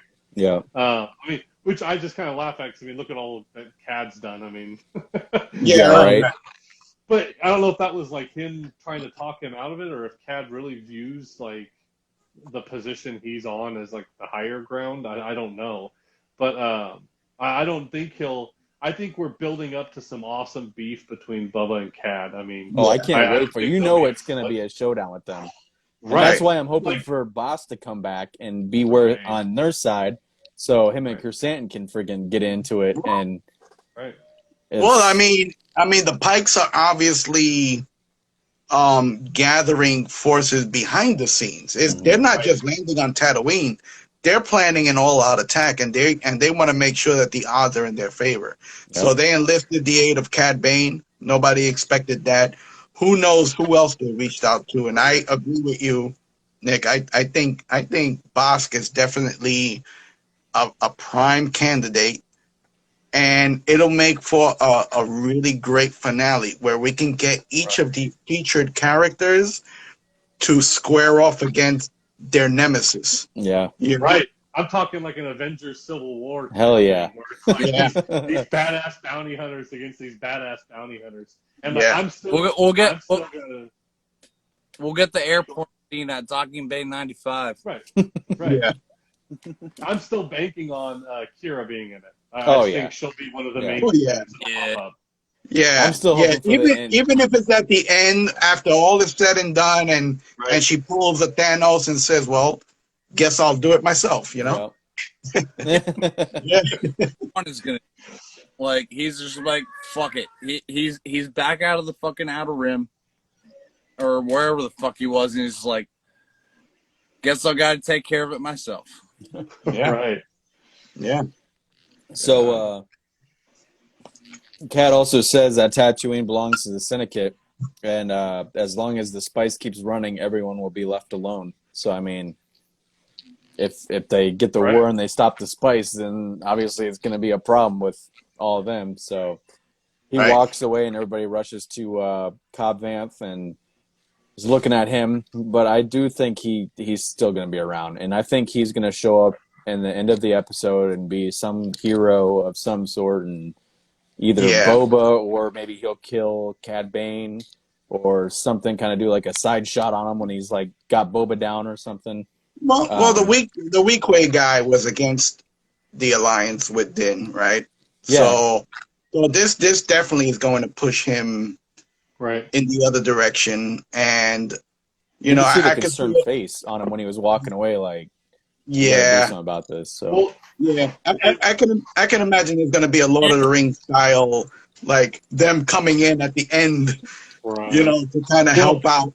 yeah, What I'm Yeah. betting will happen is, because so far everyone on Tatooine is being brought in to defend Tatooine. And we had, what, 3-4 episodes of Tusken buildup just for it to drop. Yeah. And it's been very well established that Tatooine belongs to the Tuskens. So I'm just sitting here wondering when will they? We're gonna get the princess back. The princess is gonna come back and whoop some ass, and I can't wait Right, for that's that. kind of what I'm like, you know. And You Bausch something just that's asked right that if the when you're Tuskens are gonna building show back up. Absolutely, Right. Right. they're definitely gonna be part of that fight. I was talking to a friend of mine this morning, and he said the same thing. Like it only makes sense that the Tuskens, make this appearance and kind of stand and help defend their planet. Mhm. Well, because they're also allies with Freetown. I mean, they've made a pact with them not to shed blood. But I mean, if the Pikes take over, very clearly the Pikes didn't give a shit about them. Right. So honestly, I feel like they've built so much of the Tusken background that they have to bring them in to do some crazy shit. I mean, that'll be great to see that moment. Scott says that Poe Dameron was a spice runner, so maybe we'll get a cameo from him at some point in one of these Ooh, series. wow, nice. You think about that? Yeah, that's a good one. I forgot all about him Wow, being a nice. spice runner. Him and what's her name? Golden Helmet. Began with a Z, didn't it? Zap. Uh, No. What the hell is her name? What was the guy from Rise of Skywalker? What is her name? Help us out, chat. Wait. Why can I not think of her name? It does begin with a Z, I believe. Zori Black. Zori. yes. Oh man, I was getting the book. All right, all right. Sorry, Black. So yeah. There we go. TK, That's there we go. hardcore, dude. Like, I love Poe as a character. Like the same way like I think Finn was underused. I think fucking Poe was underused. Like, I want to see like backstory on that shit. Yeah. Like, it didn't really need to be like main characters in this sequel thing that we got. But His comic is good. What? His comic, yeah. Yeah. It's fucking badass. Like I want to see him be a fucking badass and shit. Like, I don't like, oh, he came back. What was that cartoon he was in? It only lasted like a season. It was Resistance. The Resistance. I mean, it was a holiday special. Like, Oh man. The only show to make a golden stormtrooper. Yeah. canon. Yeah. True. Yeah. Sorry. So it's good for that. At least Yeah, right. I'm happy for that. So we get into a sadder part of the episode. We get to where the Pikes are entering the sanctuary. Man. They go to a table, and the wait staff comes over and says, "You want a drink?" They don't want anything. Come over. Can we clean your helmets for you? No. And then they just get up and walk out. And Garza's like, as soon as they walked in, she was kind of like, oh shit, what's going on? And I was hoping that it wouldn't reveal that Madame Garza was in league with them. So when they walked out and she was like, kind of confused, I was like, all right, something happening. yeah. When they walked out empty-handed, me and my son, we were watching the episode. We looked at each other and like, oh man, this is bad. Well, you could tell like before when they were in there, they were showing like the whole cantina, like seeing everything working and peaceful and everything. Like they wanted to show like a one last look kind of type deal. They panned around to the band, but you don't see Max Rebo. No, right, Mac. Maybe he's on a Survived cigarette another break one. or something. Hopefully he got his piano out too, but Yeah. He'll get another piano. maybe he was in the restroom or something or had called out sick. I don't know. Was Figure and Dan in there though? Figure and Dan was there. Yeah, he was Figure and there. Dan, He's man. gone. God damn it. Yeah. we But- still know, but yeah. I mean, that explosion. I don't know. Nobody making it out of there alive. Like, Yeah. Yeah. But so they walked out, Flex. and then you got like I said, Garza's looking a little concerned, and then the droid comes running over. You forgot your camp tono.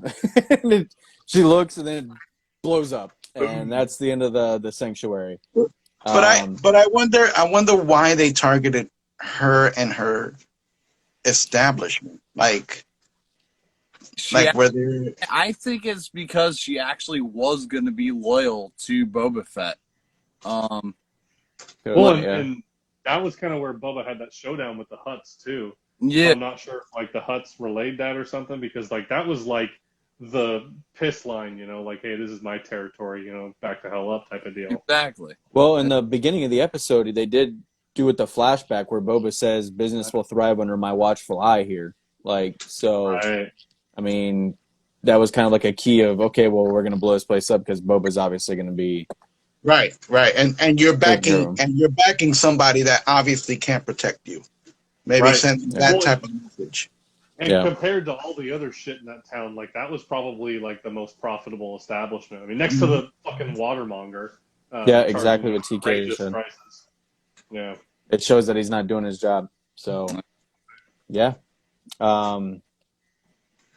So we don't know about our boy Max Rebo. He may still be there, he may not. But they didn't show him when they were panning around the whole sanctuary. So if he can survive Jabba's cell barge, he survived that.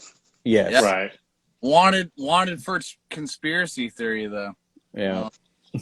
Yeah, he's the mastermind in all of this. Right? Maybe he tipped them off. Right. He's gonna be walking through the streets with his piano. We gotta wait for the Max Rebo show. The Max Rebo show will reveal all of that. He's gonna be with Kira at the end. He'll be on the throne of whatever. Just like, God. The throne of keys. Right. So after that blows up, we get the scene where Luke and Grogu are in the temple. Luke's got a mat out, and he's placing down the gift of from Den. And then he's got another gift that we find. He tells Grogu this is from Mando, and he pulls it out, and it's a chainmail Beskar suit. And it was like an infant's T-shirt type deal. It was pretty cool to see that. It was just little baby chainmail. Luke tells him it's for Mando, and Grogu starts to crawl towards it. But Luke says he'll give him a choice. Either he brings out a lightsaber, tells him that it's from Yoda, great master, and he tells him he has to choose. Says if you could take the armor, we will return you back to Mando. However, you will be giving into attachment to those you love and forsaking the way of the Jedi. He then says, or take the saber and be the first student in my academy, and he'll train and be a great Jedi. So he told him that he'll possibly never see Mando again, just because a short time for his lifespan is a lifetime for another person, a human. So that's the end of the episode. I mean, it just shows Grogu kind of deciding. I read something today, and it's funny how we were earlier comparing kind of those Asian, samurai and cultural influences, right? I think you're up the same thing I was gonna. Yeah, I read something earlier where like this is Point, or you want the sword? Right, but isn't this like a Chinese cultural It's the same thing where like on the first year of on a baby's first birthday, they present them certain items, and that's how they judge how their life path is going to be, or how their careers are going to be. So it kind of it's similar to that kind of cultural thing. Yeah. That was kind of cool. I did think it was interesting because Luke had essentially the same choice at the end of his training that Yoda presented to him with not even the end of his training, in the middle of it. He essentially wanted to rush off to save Han and them, and Yoda said you're going to have to make a choice. This is going to play out the way it's going, regardless of what you do. Right, exactly. So I'm betting that what I said last week. I was really hoping that Luke and them aren't going to swoop in and save the day, but I mean, the Mando and Grogu are so tied at this point that I think he'll choose to help the Mando, and I'm willing to bet that Luke will either give him the saber just because, or because I mean, what's Luke going to do with the saber? I mean, Right. I think it was just a choice for him. You know, he's getting both. Like, And also, it's like we said earlier, nobody understands the consequences of those choices better than Luke.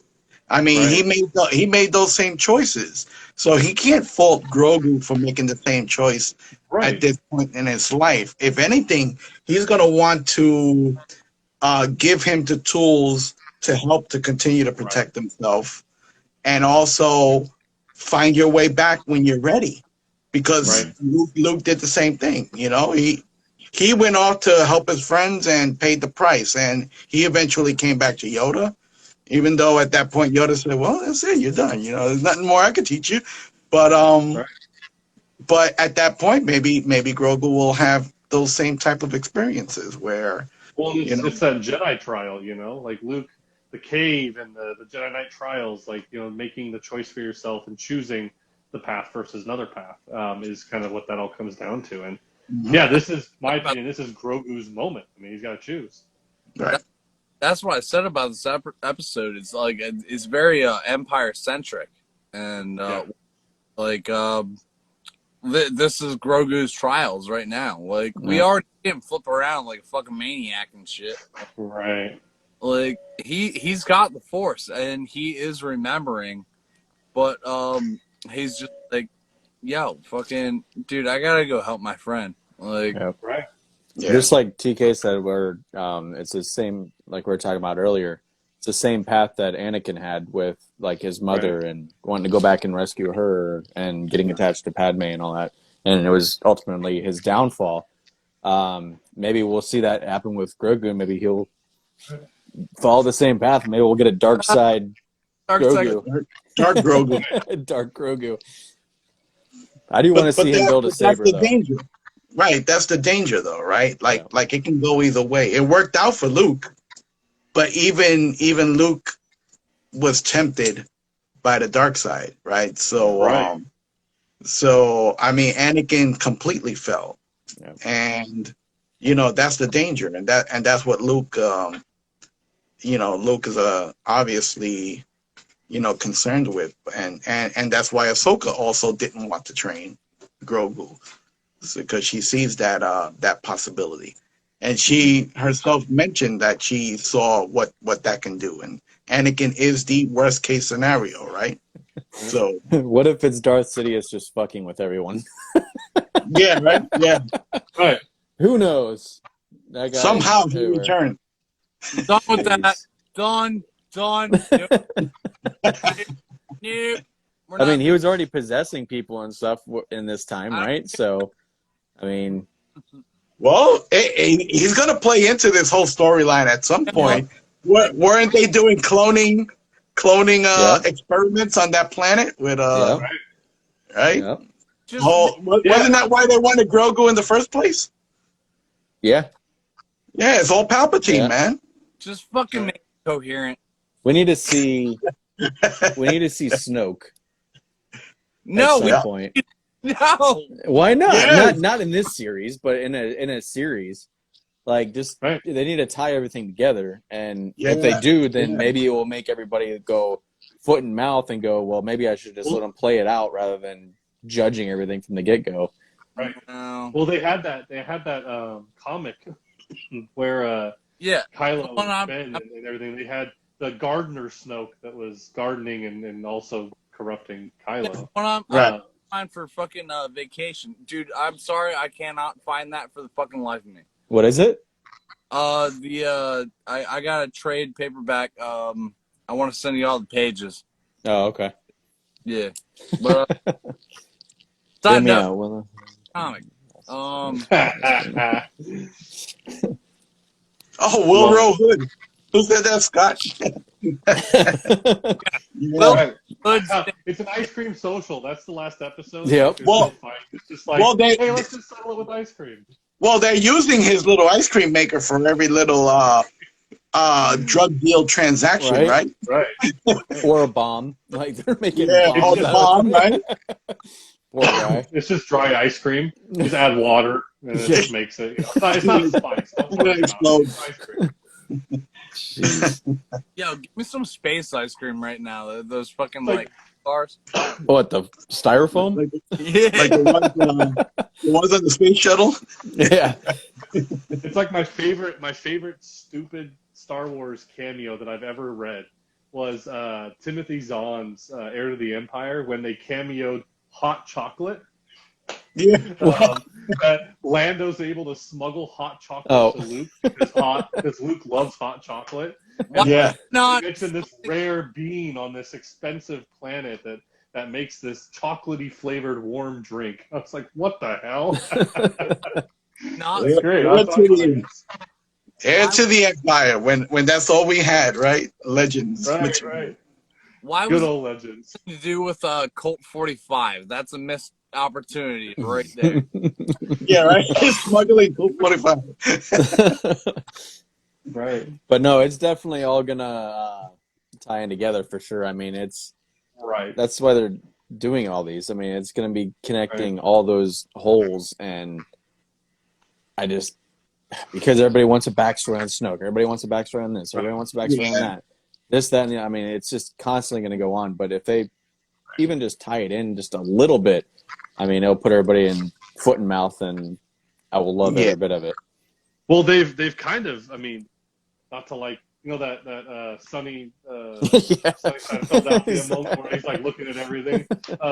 Because like if you look at Bad Batch, they introduced what the concept art was Mount Tantus, which in the Thrawn novels was a cloning facility. Right. But they're also doing the commandos in Bad Batch. So I mean that, and then they brought the cloner there that had the same patch that the cloner from the Mando was in. Right. So like they've kind of laid some groundwork for some, I'm assuming some Snoke, Palpatine type For cloning sure. stuff there. Because I mean that's great. So I think it's the little sprinkles of things here and there that you're like, oh shit, that's cool. Like. Right. It doesn't have to be like this big, the Snoke story type of deal, but it could be like Just little a sprinkles little. here and there. Yeah, It's exactly. great. Right. all we And need. this is only what, like 24, 23 years before, the Before sequel trilogy is Yeah. supposed to Right. take place. So yeah, they have to start planting those seeds now. Hey, maybe we'll get an evil Luke with 2 U's. That was one of my Luke. favorites. Like I always wondered how to pronounce it. Was it like Lou? Right. I think I read somewhere that someone asked him like the Timothy Zahn like straight up like why Luke with 2 U's? Like you could have named him anything else or like some Anything else to you? anything else but like Luke. Like why? He's not It was Luke. like- He's it was Lou. It was hard to write and capture the concept that he was a clone of Luke. And so the easiest way to do that was just put 2 U's. Like, Yeah. that's awesome. Like what a great process there. So, did you see the thing since someone brought up Jar Jar, where they were trying to say that he was going to be in, I think it was the Kenobi series or one of them. Twitter. He was going to be Jar Jar. Somebody put him on Jar- IMDb, yeah. And oh man, I really wish they would have let that play out because I mean, that's the road that he was going down, and everybody just tore him apart. Maybe he'll be an Inquisitor in the old ones. Nobody trusts. I mean, I forget who it was that did the concept art for a Darth Jar Jar, but he looked mean as hell. I was like, holy shit! All right, I'll take that. I wouldn't want to run into Darth Jar Jar. No, hell no. Like everything's just a front, is like goofiness and stuff, and he's actually a badass. Yeah, me's afraid of Darth Jar. Right. God. He is in the Aftermath books. Mm-hmm. Jar Jar and Aftermath. I like everything about freaking Star Wars. I like Jar Jar. I thought his own character arc in Attack of the Clones and more so in Revenge of the Sith was actually really important. Oh, and I mean, he was almost he was pretty much responsible for Palpatine Right. rise. Yeah. You know, So, I hope the Star Wars fans get so toxic that Disney's like, you know what, we're gonna fuck with you guys, and the last piece of Star Wars material they produce is Darth Jar Jar in this like multiverse of Yeah. chaos. I where will he's, take like, it. behind everything, and I will that's take all it. of it was Jar Jar. Yeah, Yeah. I would absolutely. What I'll if? take it. Give us a what if. Gotta say, Right, a what if of Jar Jar. I was on the show floor at fucking Celebration in Chicago, and when Ahmed Best came out and just for the interview and everything, dude, everyone it was like, dude, just Jar Jar love all fucking around, like Yeah. Right. standing for like audition, like everyone clapped. It was fucking awesome. Well, Right. it took 20 years, but everyone is loving the prequels and the Yeah. actors. All of It'll a take sudden. another 20 years Right. before we convince Chris to like the sequels. And I can't wait till Chris says that Danny Trejo was the best Rancor Wrangler yeah, there was. Do I need to Right. pull this one? The Vespa gang. Right. the Vespa gang, the best thing that happened in Star Wars. I'm just waiting for Danny Trejo to join the Vespa gang, and then it's just going to be this absolute awesome moment. I think Danny Trejo's gonna kick ass in the finale. Right. He's gonna rip his shirt off. You're gonna see a Rancor tattoo. Right. Yeah. I've What- seen IMDb says he's only one episode. No. No, Well, they're lying. yeah. I guess we'll find out, right? My money's on Machete, man. Right now. But yeah, I mean, you get Ahmad Best. I mean, he gets all these death threats and stuff, and you get Pretty Oh, the poor kid that played Anakin. yeah, and then you Right. got Kelly Marie Tran. I mean, she's getting Right. even Daisy Ridley. I mean, they've all deactivated their social media because of dumbass fans that Right. think that they're responsible for their character. Like, Yeah. attack them for their character that somebody else wrote. I mean, come on. Right. And that's not how. You know, That's how you Hey. ruin good things. Everybody who so wrote hey, characters should be paying them all of the fucking money. Like, yeah. As I say, Darth Jar Jar, me said no like and San, and it's Bombas and guessed it everywhere. Oh, Scott. So, hey, Multiverse thanks thing to where the Nick Fury is multiverse. Mace Windu. Did you guys see something on that? No, so what I loved is What? In the What If series, there's, not to spoil that, but I mean I don't really give a shit because we're talking about Star Wars. But like there's a scene where they punch someone through like multiverses, and several of the planets look like Felucia and a couple other planets. Yeah. Not It's the same planet structure. I noticed that. Right. So like I love like I said, I love just pissing people off. So I love the concept of like this multiverse of Marvel where like Star Wars exists within it as well, and like You never know. Is Nick Fury and Mace Windu just being a badass, you know? Might as Why well. not? Why not? They're in separate galaxies. They can exist at the same time. Carlito, yep. Love this community, but it can be fucking toxic at times. Yep. Yeah, Absolutely. It's So much. like So I much. get the whole like picking fun and like, oh, that was kind of corny. I would do this different, but to sit there and just continually beat down either actors or characters, it's like child games. I mean, that's just Right. that's That's how you playground. lose. I mean, Yeah. you know, that's the whole concept. You know, you play stupid games, win stupid prizes. I mean, you piss off enough people. Who's going to want to be an actor for Star Wars? Right. Who's going to want to produce anything? I mean, every book, every media that you produce, someone critiques it. So why even be involved? I mean, you're going to end up losing it. But you know, you get Yeah. those idiots that go, good, that's fine. I would rather have no Star Wars than or Right. no new Star Wars and have my original trilogy, which is the all-time high. You know, because Right. yeah. Well, So, and Have you seen the Freddie Prinze Jr. interview he did? Oh my god. Yes. Yes. Yeah, that is anytime anyone talks about toxic Star Wars fans, that is my go-to, because literally, like, that's exactly my point of view. Like the trilogy, the original trilogy was made for kids. Yeah. The prequel trilogy was made for different fucking kids, and Right. then the sequel was made for different fucking kids. Now, you can enjoy all of them because it's part of your growing up. Mhm. Like, it's not made for you as a person. It's made for a group of people that enjoy it. And just enjoy it. Be along for the ride. Right. Have a blast. Exactly. Right. I mean, imagine if social media and this level of technology was around when the original trilogy came out. Right. Now, Upon the release of Return of the Jedi, 1 million people would have been on the internet saying, "Oh my God, they built another Death Star." You know, they can't come up with anything original. not You know, original. who's the Emperor? They just brought him out of nowhere. Exactly. There's no backstory to the Emperor. You know, We had the internet as we have nowadays when the prequels came out. Like that Whoa. would like some people had it, but it's just like It'd be on a whole nother level. yeah. Right. Oh, the Ewoks, they're so childish. Yeah. You know? The creepy ass teddy bears. It would have been insane. It would have been insane.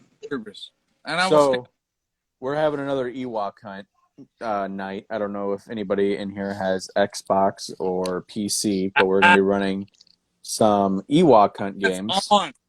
Oh, I'm down. I'm down to hunt some. We Ewoks. had one last year, I think, and it was a blast. It was pretty terrifying, but it was a blast. But yeah, just since we're on the Ewok, we're gonna be doing that soon. So keep your eyes out for that one. But yeah, I mean, it can just get so toxic to where everybody would rather just jump on the bandwagon of hating something rather than trying to like band together to make it better or maybe try to, I don't know. Yeah, I don't know. Just everybody thinks it's cool to hate on everything. And because it gets you fucking goddamn views, apparently. Yeah. Right. But yeah. But so, back to Book. Yeah, right. Back to Book of Boba. One last prediction, and I said this on our first episode, and I think it's gonna. I feel it in my heart. It's gonna fact check him. No. Yeah. Right. Fact check. It was in the first episode. I said Grogu is gonna make his decision, right? That's gonna force Luke to now deliver Grogu back to Mando, right? And how do we all think he's going to get there? You know, I feel in the midst of this battle, our team is going to be losing, and we're going to see the frickin' Millennium Falcon just swoop in and just start blasting. Yeah. Damn. And who's going to walk out? We're gonna have Han Luke. Solo. We're gonna have Grogu. We're gonna have Han. maybe Leia. Maybe a little Kylo. As much as I absolutely the inner Star Wars child of me would absolutely love that because seeing them together is probably my only regret for the sequel trilogy. And they're gonna replay that to bring it back so everybody can. Right. Fan service. Right, so I feel like that definitely can happen. It's fan service for sure. Yeah. Right, I just want gory, bloody, chaotic, drug-infested... Well, you're not going to get blood. Right. I just want anything gruesome related. Like, God, just anything not Jedi, not Star Wars, not original trilogy. Like, let's just get into, this whole segue of new stuff. But if it happens, I will be in heaven anyway because it's that is just the perfect scene. Yeah, and don't forget, Filoni, Favreau, these guys want to set things right, So I can. The only way to top Luke's appearance at the finale of Mando season 2 would be the ultimate fan service and bring back the original squad. Even if it's just for a couple of minutes, a quick cameo, just have the Falcon flying around, not even show them, blasting them from above. And when the battle is over, have it land and just have them step out. Can you imagine the screams across the freaking world? Yep. When that happens, it would be unimaginable. And then the ship lands, and then Kira walks out, and then Instead of Han. Han sees Kira. Right. Yeah. Imagine. Never know. Man, Never know. This season finale though is getting actor heavy, Mhm. like massively though. Like you got to think of the big name. Like you got Tamora Morrison, and you got Ming Na Wen, you got what do you call it?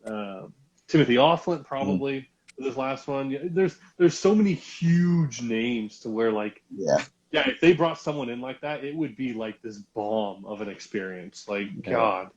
Hey, you want to put a bet up? Oh, Put a bet. Some bet. You want to put some Beskar on it? don't you owe that Beskar to somebody in chat from like 3 weeks ago? I know Who's gonna that Beskar is making the rounds. throw your chips in? This is bet. Right. Oh, our actual logo and everything should be out by this weekend, so you guys will be seeing that.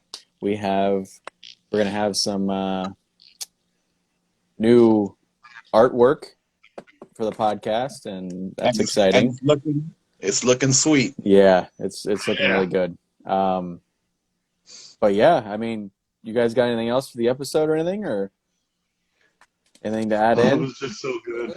I know there was so much. I'm really hoping for Bosk. We got Cad Bane. I'm happy, but we need Bosk. I wish his hat was bigger. Yeah, he need to be over there. Yeah. I'm just still recovering from like all the awesomeness from that episode. Like there was just so much that happened in it. Like I'm just still processing it. Yeah, Right. Hey, like, here's my notes for this Right.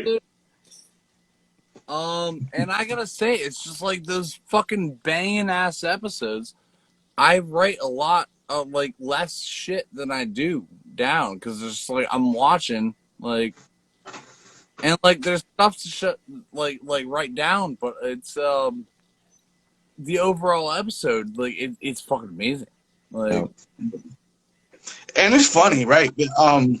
With this series, like it started out, there were a lot of fan complaints, but this series really gave us more to talk about than The Mandalorian ever did. If you think about it, hell, they really explored so many different cultures and background characters, and really expanded the lore. That it just when you reflect on it, this was a really dense show.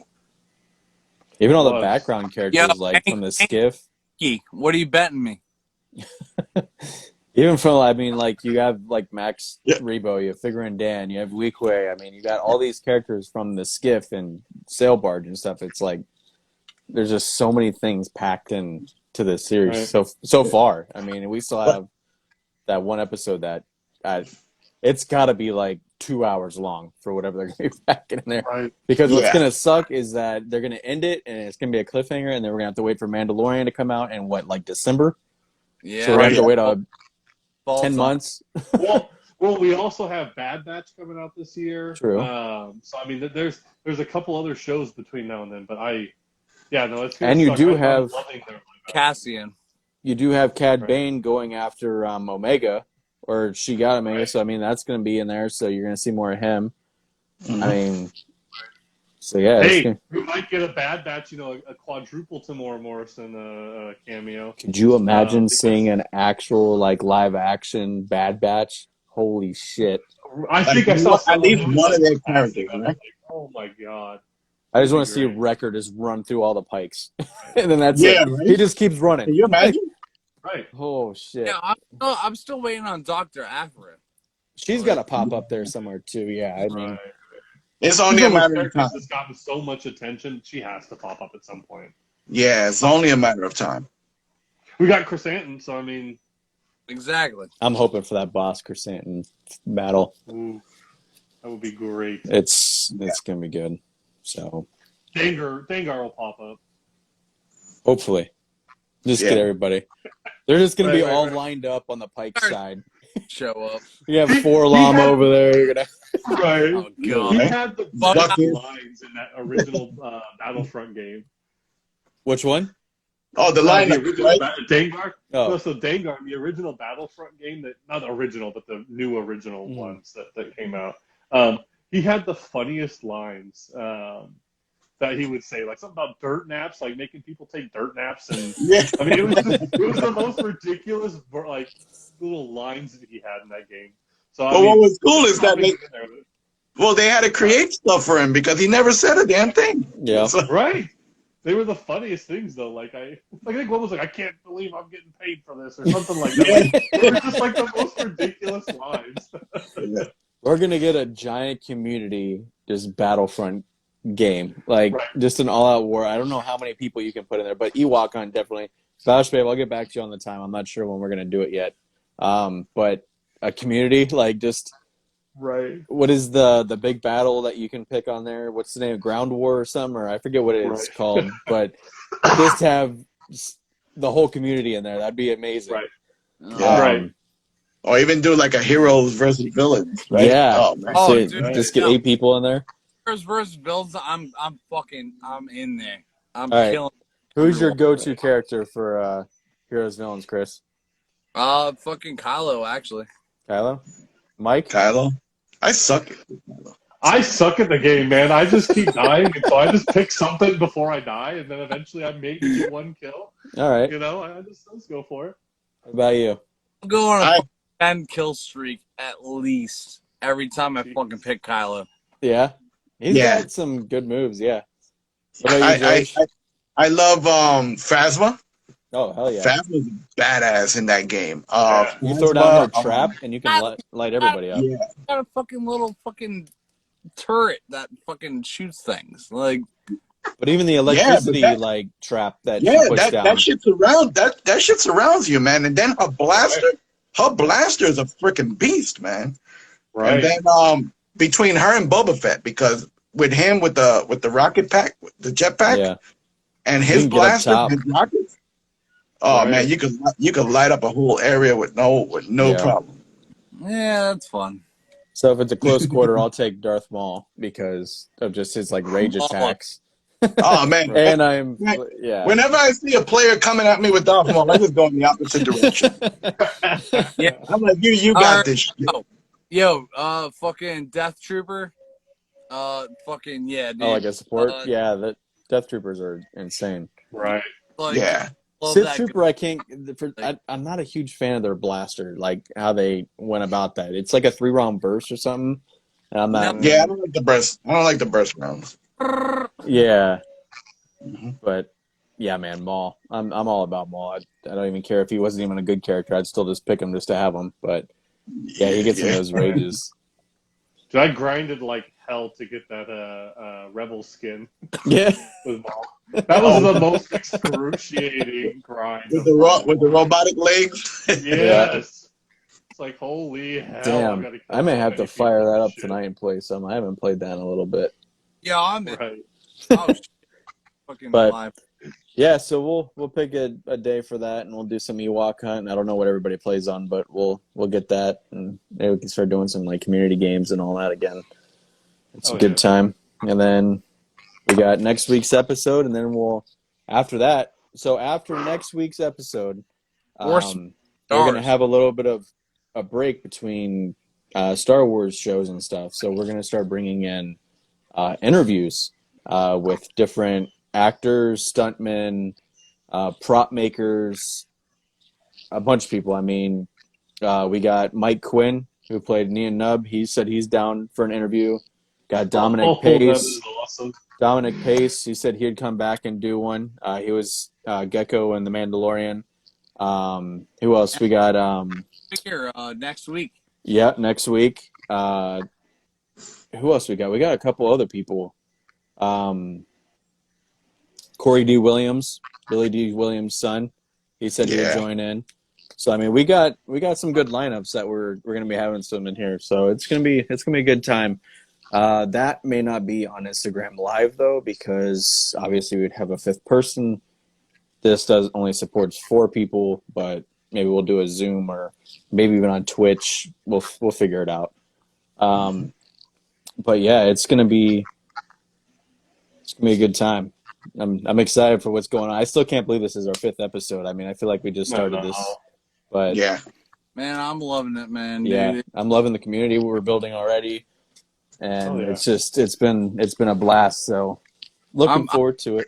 On top with we've had about 15 viewers all night. Yeah, consistently. Yeah, it's starting to pick up. So and it's always good to have everybody in here because it gives us more to chat with them.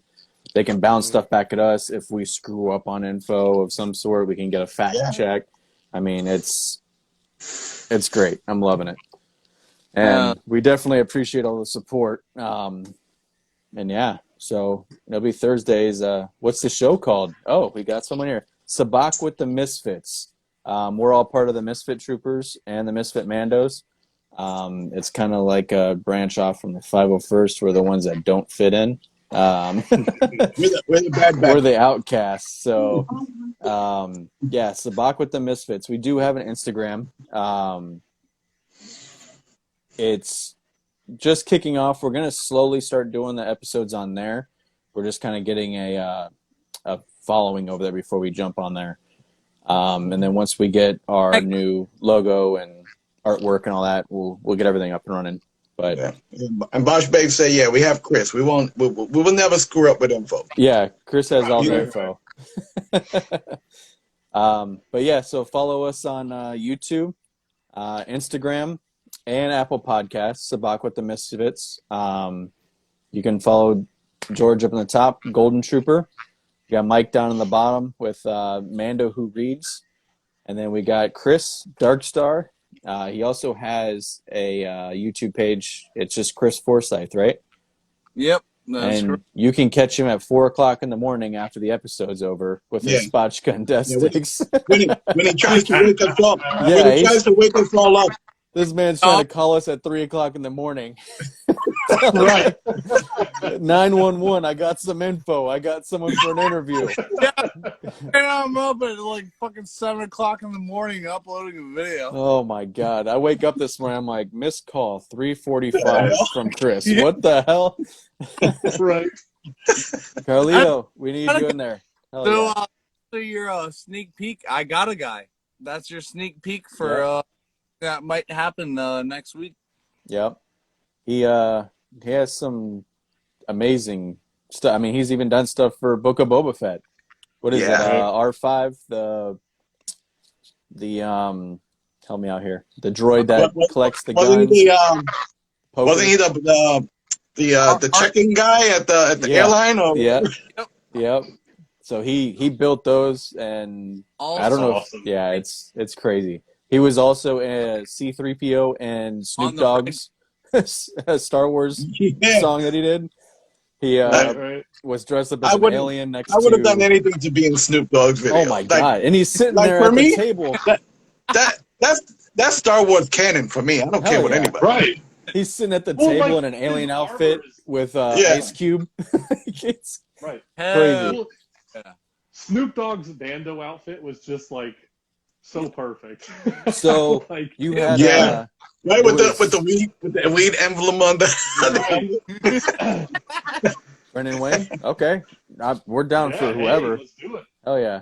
Oh, Brendan Wayne. Oh yeah, come on. If we can get him, that'd be great.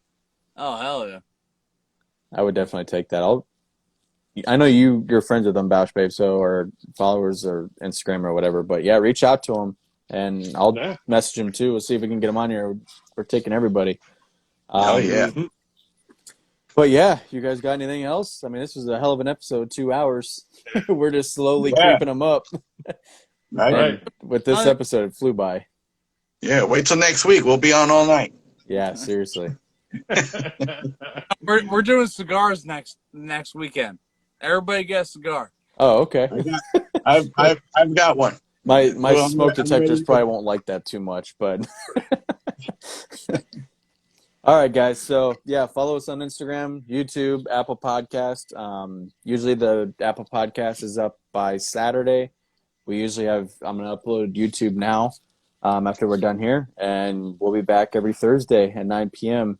The interview though may be a different day, so we're gonna do that separately. But we'll keep you guys in the loop. And that's about it. So may the force be with you, everybody, and have a great night. Thanks for joining us, and we'll see you next week. See ya. All right. See ya.